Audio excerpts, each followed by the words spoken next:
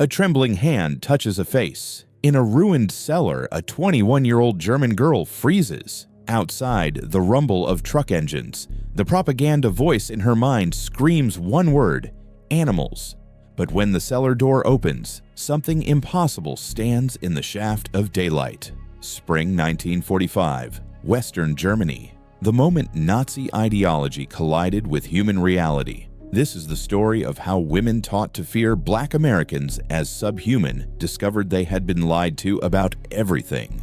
Immediate transition, May 1945, Altdorf, Germany. 21-year-old Greta Kruger's hands shook as the truck horns blared. The architecture of lies had been carefully constructed, brick by propaganda brick, for 13 years. Greta Kruger was 8 years old when the Nazis took power. She had no memory of any other world. The League of German Girls, the Bund Deutscher Mädel, became her childhood universe. Every afternoon, she marched in uniform with 1,000 other girls, sang songs that hammered nationalism into their chests, listened to speakers who painted the world in absolutes: superior and inferior, pure and contaminated, human and subhuman. The textbooks in her school didn't call them textbooks. They were Wissensbücher, wisdom books. Biology lessons were exercises in classification. The photographs were explicit, skulls measured, skin colors ranked. A chart showed a hierarchy of races, with blonde-haired, blue-eyed Germans at the apex. Below them, further races.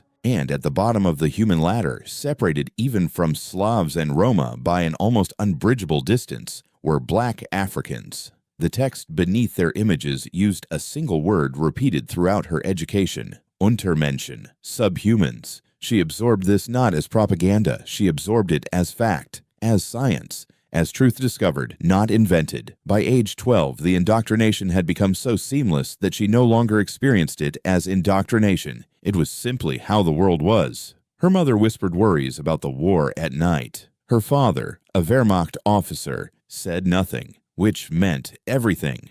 But Greta's entire peer group, the books she read, the leaders she admired, the ceremonies she participated in, the songs she knew by heart, all of it sang a singular chorus. Germany would survive because it was superior. Other peoples would serve, submit, or disappear. When newsreels showed American soldiers, they were caricatured with exaggerated features. The narrators spoke of gangsters, criminals, untamed forces. But there was a deeper fear, the one that lived in her stomach and never left, the fear of Black American soldiers. These weren't just enemies. According to the propaganda, they represented a kind of corruption, a racial contamination deployed by the enemy to humiliate Germans. A 1943 Reichsministry propaganda pamphlet circulated through schools warned of the Negro troops as instruments of racial defilement. It showed illustrations of Black soldiers towering over frightened German women and children. The visual message was unmistakable. These beings existed to violate, to conquer, to annihilate German racial purity. Greta was not exceptional. She was typical.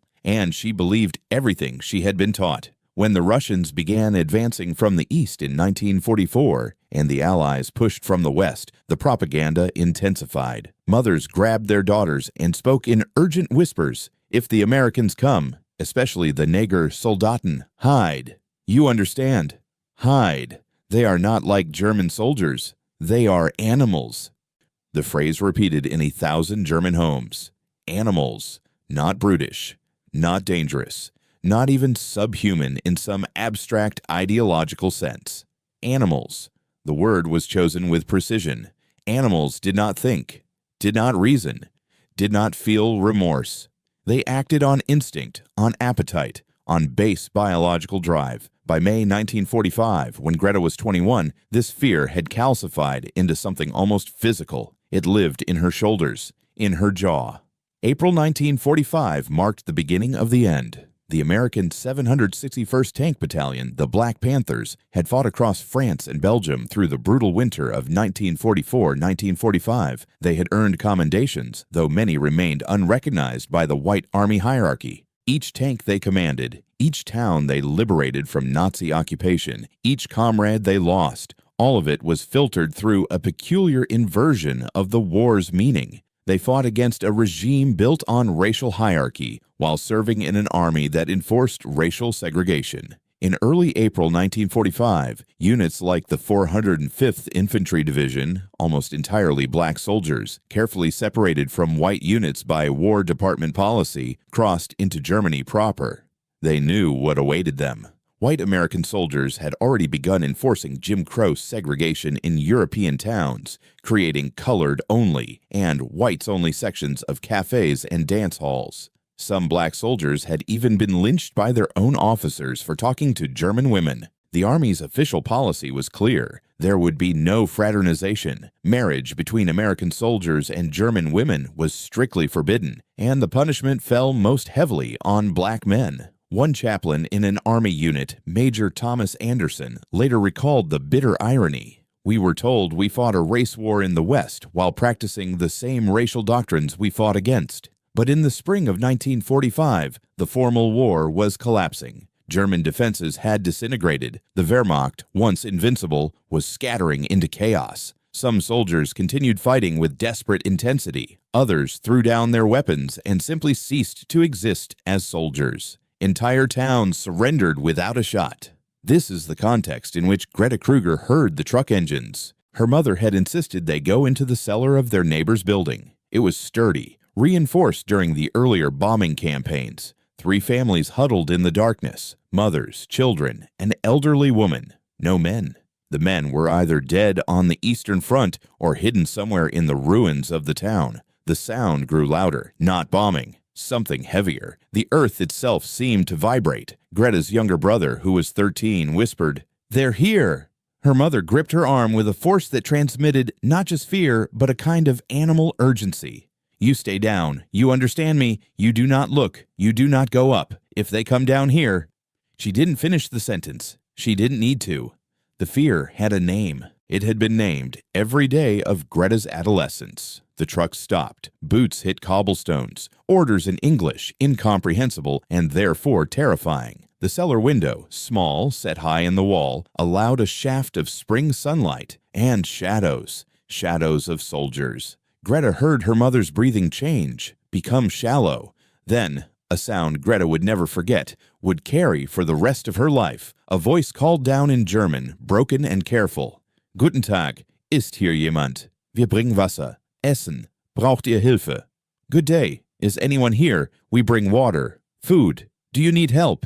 Greta's mother stiffened. The other women exchanged glances. The voice continued, "Wir sind hier zum Befreien, nicht zum Zerstören. We are here to liberate, not to destroy." In the darkness of the cellar, in the moment when everything Greta Kruger had been taught her entire life stood on the threshold of collapse, someone, one of the other women, spoke. "I'll look," she whispered. At this moment, if you're sensing the beginning of a psychological earthquake, a moment when a human being's entire worldview starts to crack, hit that like button, because what happens next will reshape Greta's world forever. Continue. The woman who climbed the cellar stairs did so with trembling legs. She disappeared into the light. The women below heard muffled voices. Greta pressed herself against the cool concrete, her heart hammering so hard she thought it might break through her ribs. Then the woman reappeared, but she wasn't running. She wasn't screaming. She was carefully carrying 2 large canteens of water. "They're soldiers," she said, her voice strange, flattened, confused. "American soldiers." "Schwarze?" one of the other women asked. The word meant black, but it was also used as a slur, compressed into a single syllable of fear. "Yes," the woman said. No one moved. They're just giving us things." Marta Ebner was 35 years old from Bavaria. She had hidden with a group of neighbors in an abandoned sanatorium outside their town. For weeks, they had listened to the radio broadcasts become increasingly frantic, increasingly desperate. The Russian front had collapsed eastward. The American front had smashed through all remaining defenses. The war was finished, though some fanatics still refused to acknowledge it. When Marta heard the footsteps on the stairs, she was seized by a panic so complete it felt almost peaceful, the peace of absolute resignation. This was it, the moment mothers had whispered about. The invasion of the Untermensch. She had gathered with the other women, and they had moved toward the room's back corner, as if distance from the stairs could somehow constitute resistance, could somehow matter. The door opened. A tall soldier appeared in the doorway, silhouetted against the light from the hallway. And in that moment, the fraction of a second before her conscious mind could intervene, Marta's nervous system registered the truth. This was a human being. The proportions were normal. The movements were careful and gentle, not the animal movements the newsreels had suggested. But her conscious mind was too well trained. It worked to interpret what she was seeing through the framework she had been given. The soldier raised his hands slowly, palms outward. The gesture was unmistakable. It was the gesture of peaceful approach. "I'm Corporal Johnson," the soldier said in German so accented it was almost impenetrable. "From Chicago. We are liberators, not enemies for you. We have food, medical things. We need. Check for wounded. Then we leave." He had not entered the room fully. He stood in the doorway, maintaining a distance. He spoke quietly. Each syllable was pronounced with exaggerated care, as if speaking to people who were deaf or children. Marta found herself staring at his hands. They were large, but they were not clenched into fists. They were open. "You are safe," Corporal Johnson said, and his voice contained something that shouldn't have been possible according to Marta's training. It contained respect and something else, embarrassment. As if he understood exactly what was happening in these women's minds because he had encountered it before. An interpreter appeared behind him, a white American officer. "These people are civilians," the interpreter said in German. "The corporal is offering assistance only. We have orders to protect civilians and provide humanitarian aid." "He means you no harm." It was the banality of it that shattered something inside Marta Ebner, the absolute devastating ordinariness. A professional soldier, following orders, offering water to people who had been told he was a rapist and a savage. The cognitive dissonance was almost physically painful. One of the other women in the sanatorium, an older one, perhaps 50, found her voice. We have an injured person, my son, his leg." Corporal Johnson was already moving, carefully, giving the women room to move around him. "Show me. I am medical trained. We have medicines."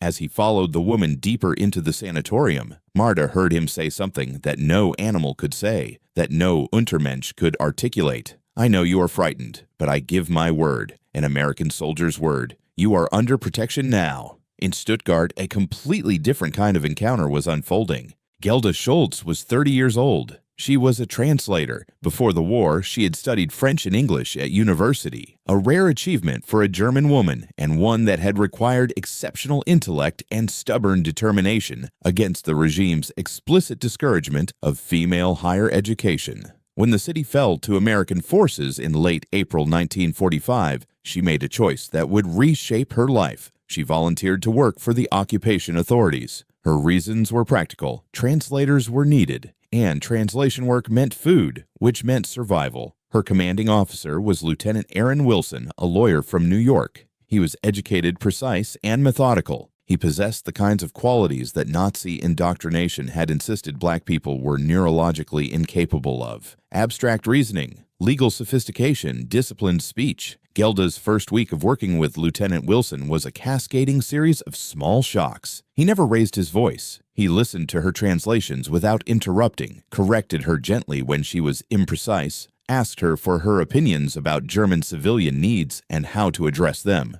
He treated her as an intellectual collaborator, not a subordinate. During a break on her third day, while they were reviewing documentation about distribution of humanitarian supplies to a town that had been heavily damaged, Lieutenant Wilson noticed her watching him. "Ma'am, I know this is unusual for you," he said quietly. "I know what you were taught, but I need you to do your job. I need your accuracy, and I need your respect for the people we're trying to help. Can you do that?" Gelda had nodded, unable to speak. What she could not articulate in that moment was the rupture occurring in her mind. Every interaction with Lieutenant Wilson was an act of intellectual rebellion against everything she had been taught. He was not supposed to exist. His existence was impossible, and therefore her task became something more than translation. It became a slow, painful dismantling of a world view. That evening, in her cramped apartment, she found herself doing something she had not done since she was a teenager. She began to write in a journal, not official, not censored, not for anyone but herself. "I worked with Lieutenant Wilson today. He asked me for my opinion about how to distribute medicine to the Eastern District. He listened. He wrote down what I said. This should not surprise me. Why does it surprise me? Because everything I know tells me that such a person cannot exist. And yet, he sits 10 feet away from me, breathing and existing and making my entire education a lie. In the town of Porzim, the encounter took a different form. Medic Tyler Brown was 23 years old. He came from Alabama. He had been trained by the Army Medical Corps in the fundamentals of field medicine, how to stop bleeding, how to prevent infection, how to keep men alive long enough to reach field hospitals. But his training had included nothing about treating the deeply poisoned well of racial hatred. By May 1945, Tyler had seen enough of Germany to understand something that would have been unthinkable to him 2 months earlier. The Germans were terrified of him, not because of what he had done, not because he had harmed them, but because of what he looked like. He was determined to be professional, to be kind. On a day when he was conducting a medical clinic in the town center, a collection of former German soldiers, civilians with injuries, women with children, an elderly woman was brought to him. Frau Sower. She had an infected wound on her leg from a shrapnel injury sustained weeks earlier during bombing raids. Tyler began to explain his actions in careful German. I'm going to clean the wound. It will feel cold. Then I will apply medicine to prevent infection. Frau Sower looked at him, looked directly at him, with an expression that contained nothing but pure, unfiltered revulsion. As Tyler was cleaning the wound, a process that required him to touch her leg, Frau Sower worked up saliva in her mouth, and with deliberate precision, she spat directly into his face. The spittle landed on his cheek. For a moment, the world became very quiet. Tyler's hands did not stop moving. He continued cleaning the wound as if nothing had happened. His face showed nothing. He worked methodically, carefully, with the same precision he would have shown to any patient. When he finished cleaning, he applied antiseptic, antibiotics from his limited supply, precious supplies that were meant for American soldiers, to her wound. He bandaged it carefully, making sure the wrapping was secure and comfortable. Then, when he was finished, he made eye contact with her. The infection will heal now, he said in German. In 1 week, change the bandage. If it becomes red or hot, find a doctor. Frau Sower said nothing. She stood up, unsteady on her injured leg, and walked away. Tyler did not wipe his face. He continued with the next patient. But that evening, something unexpected happened. A young woman appeared at the aid station, Frau Sower's granddaughter, perhaps 20 years old. She was crying. She wants to apologize, the young woman said in German. My grandmother, she is ashamed. She wants me to tell you she is ashamed. Tyler did not ask why. He thought he understood. Frau Sower had encountered her own propaganda's failure. She had met an Untermensch who responded to her revulsion with mercy. And mercy, offered in response to contempt, has a way of shattering things. Tell your grandmother there is no need for apology, Tyler said. She was frightened. Fear makes us do things we regret. The next day, Frau Sower returned with her granddaughter. She brought bread, which was precious in the post-war German economy. She wanted to give it to Tyler. I apologize, she said in broken English. I believe they lied to us about everything.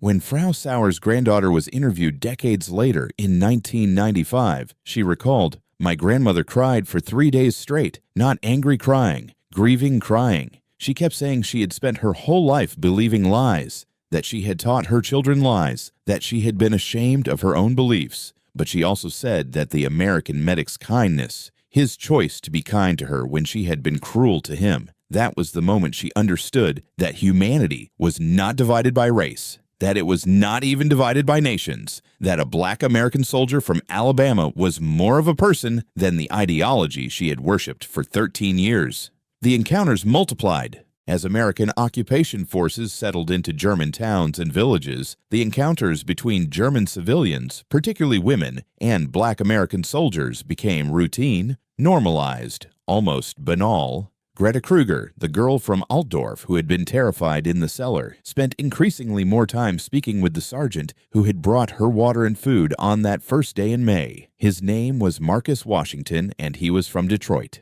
He was 23 years old, and his presence in her town created an unprecedented cognitive crisis for everyone around her. Her mother forbade the friendship. Her neighbors whispered. One woman told Greta that she was betraying the race, an accusation so absurd in its inversion of everything Greta had been taught that it almost made her laugh. But the friendship continued because Greta was undergoing a transformation. The propaganda had told her that Black Americans lacked intellect, that they were incapable of culture or learning. Marcus Washington was a voracious reader who had read Goethe and Schiller in translation, who understood German history better than many Germans, who could discuss philosophy with an eloquence that contradicted every lie she had ever internalized. He was impossibly a human being, a complete, complex human being. "Why do you want to spend time with me?"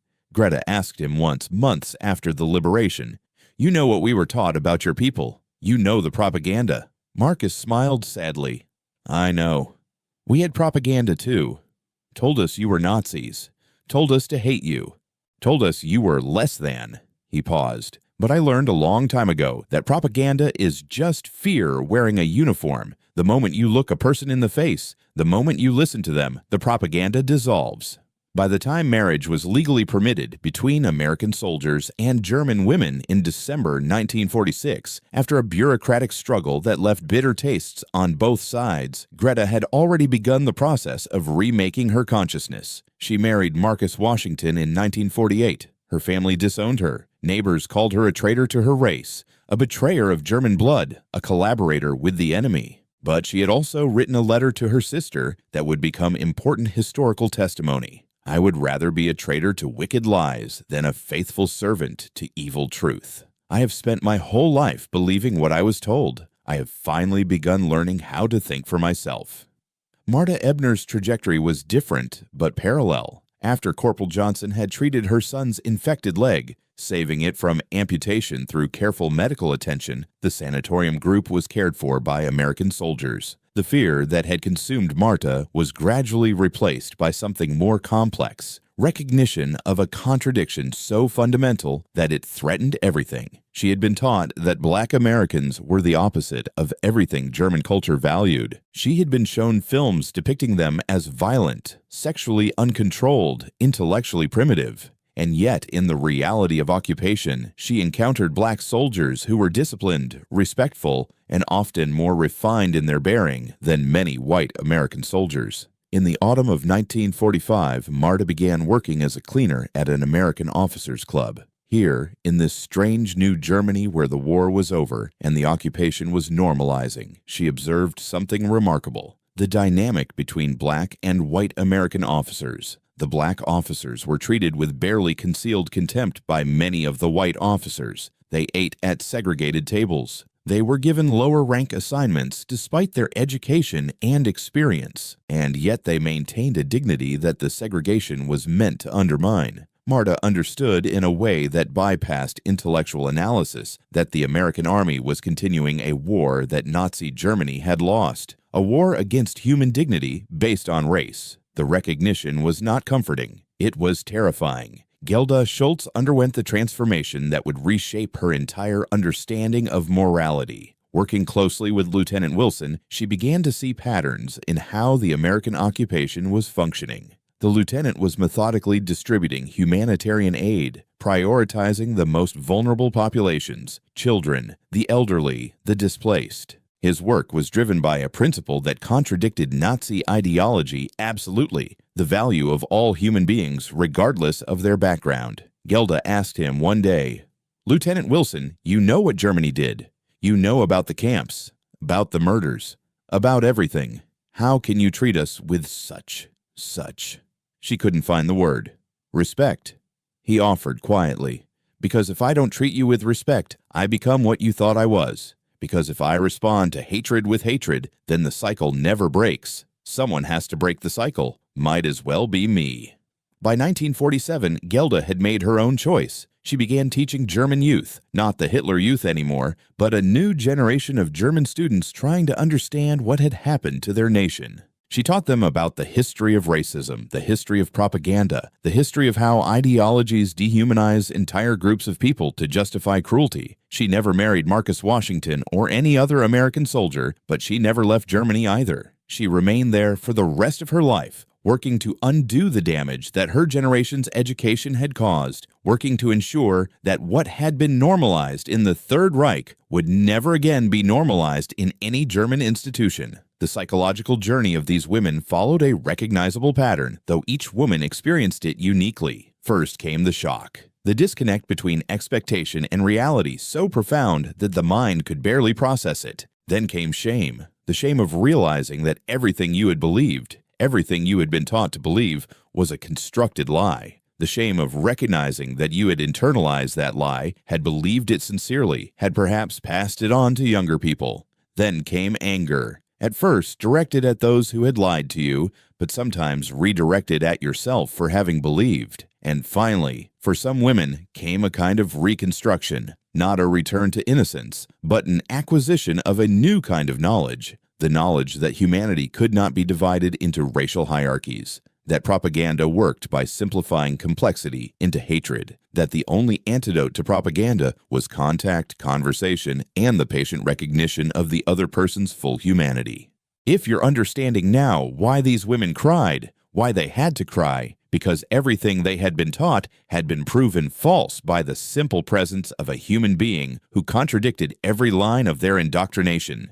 Subscribe, because this pattern repeats in history, this cycle of dehumanization and the possibility of its reversal through human contact. Subscribe to not miss the next story where propaganda collided with reality and changed everything. By 1946, the American occupation of Germany was settling into a routine. The first urgency of military occupation, the need to establish order and prevent German rearmament, had been replaced by a longer-term project, the re-education of German society. American authorities invested in institutions like the America House in cities like Munich and Stuttgart. These facilities offered German civilians access to American culture, American music, American literature, and most importantly, exposure to American people from every background. Black American soldiers, some of them officers now, worked in these institutions. They taught English. They organized cultural programs.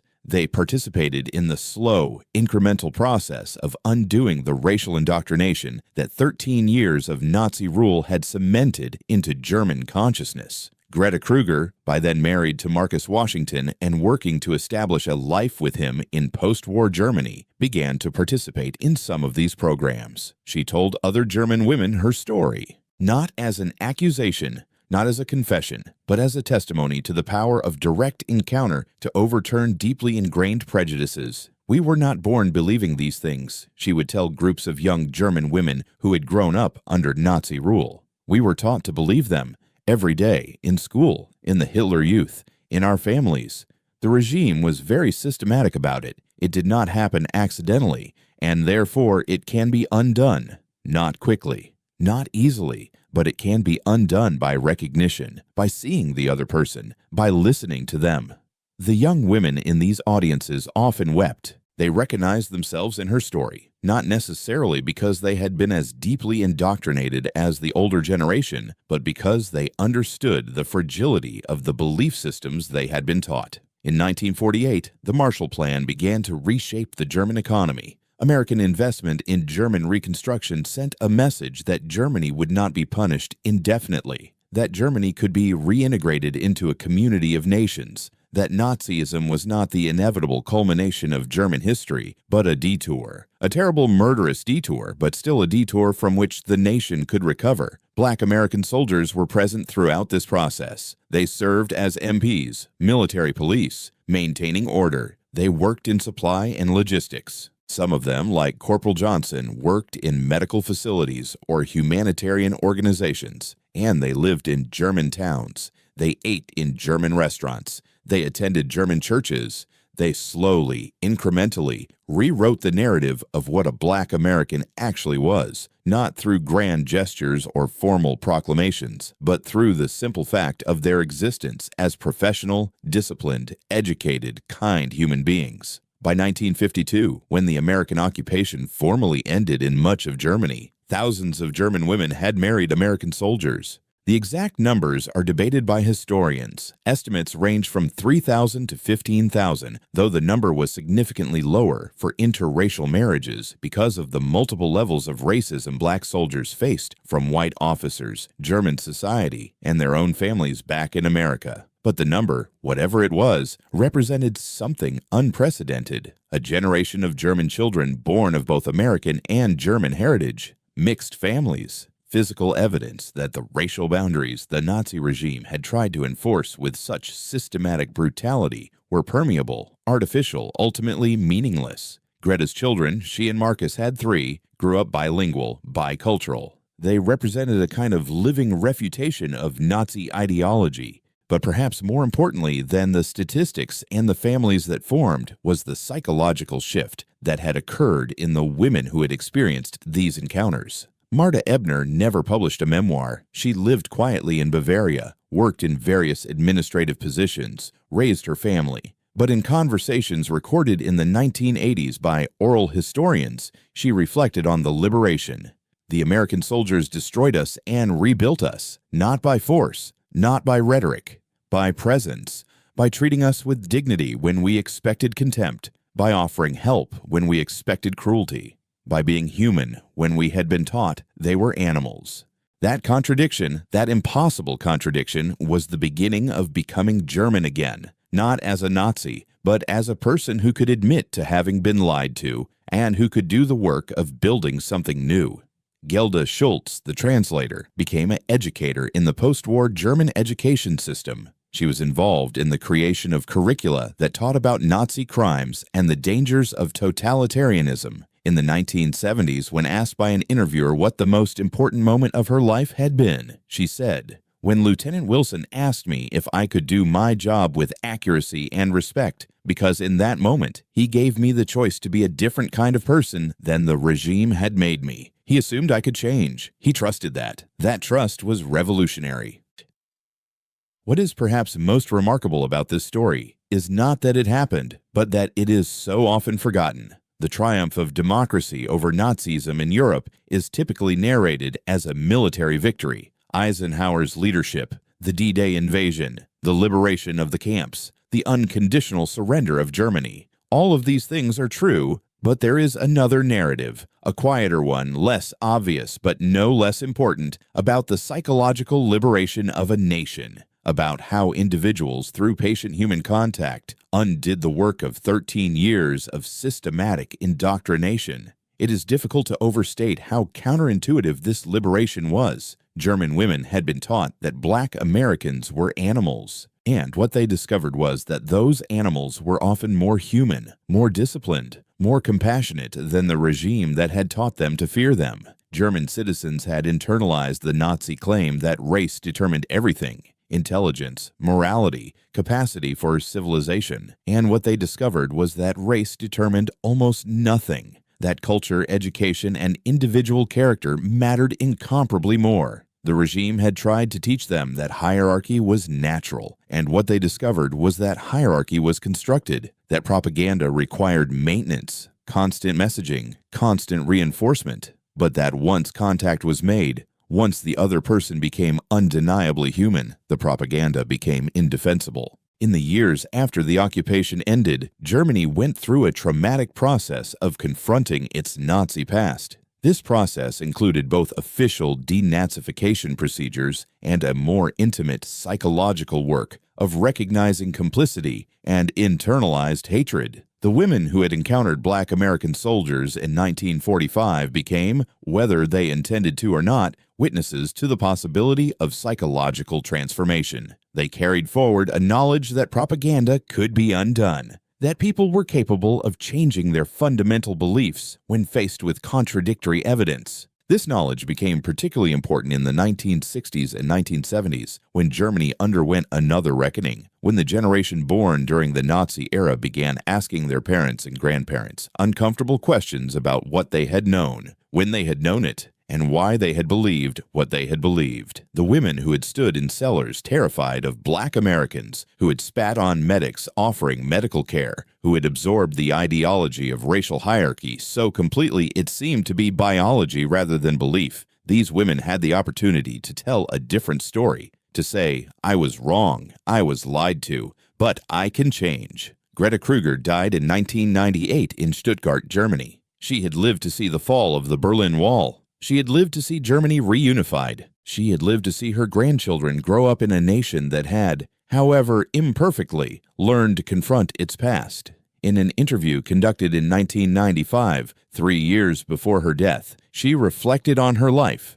"I was 21 years old when I learned that everything I had been taught was a lie. That is not a small thing. That is the kind of thing that can break a person, but it can also remake them. I could have clung to the beliefs I had been taught. Many people did. They denied the evidence. They rationalized. They refused to change. But I decided that if I had been lied to once, if an entire regime could systematically lie to me about what was human and what was not human, then I had to be willing to question everything, to listen to people, to look at them, to recognize their humanity even when propaganda told me not to. I raised my children with this principle. I taught my grandchildren this principle, and I hope that this is my contribution. Not that I was special, not that I was particularly brave, but that I was willing to change when faced with evidence that I had been wrong. And in a world built on propaganda, on the simplification of complexity into hate, the willingness to change, the willingness to see, might be the most revolutionary thing of all." The women who wept when they first saw Black American soldiers were not weeping from fear alone. They were weeping from the shock of recognition, the recognition that they had been lied to, that they had believed lies, that they had perhaps taught lies to their children. But in that moment of weeping was also possibility, the possibility of becoming different, of choosing to see rather than to deny, of building a future based on acknowledgment rather than propaganda. This is what collapsed when the first Black American soldiers stepped out of their trucks into the spring sunlight of 1945 Germany. Not just an enemy regime, not just a military force, but an entire architecture of dehumanization. And what replaced it was something that no propaganda could construct: the irreplaceable power of human beings to recognize each other's humanity despite being taught not to,